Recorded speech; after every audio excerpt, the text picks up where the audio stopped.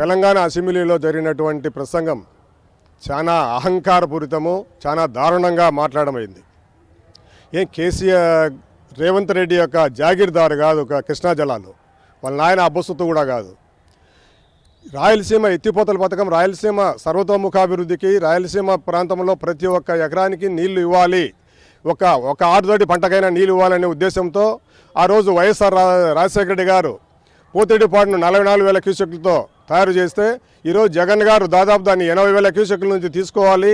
దాని తర్వాత రాయలసీమలో కేవలం 30 రోజుల లోపలనే 120 టీఎంసీలను తీసుకొని వచ్చి ఇక్కడ మనం రిజర్వ్ చేసుకోవాలనే ఉద్దేశంతో ప్రారంభించినటువంటి ప్రాజెక్ట్ అది. దీన్ని పట్టుకొని ఆ రోజే జగన్ గారు ప్రారంభించినప్పుడే తెలుగుదేశం పార్టీ అపోజ్ చేసింది. ఇదే చంద్రబాబు నాయుడు గారు కానీ తెలుగుదేశం పార్టీ కానీ అది వేస్ట్ ప్రాజెక్టు అని చెప్పిన అపోజ్ చేసింది. వీళ్ళు అధికారంలోకి వస్తుండగానే రాయలసీమ ఎత్తిపోతల పథకాన్ని, తర్వాత గాలేరు నైటు హంద్రీనీవా లింకు వర్కులను కూడా పూర్తిగా నిలిపివేయమని చెప్పని జీవో ఇచ్చినాడు చంద్రబాబు గారు. నువ్వు అడిగింటే కాదు చంద్రబాబు ఆపింది.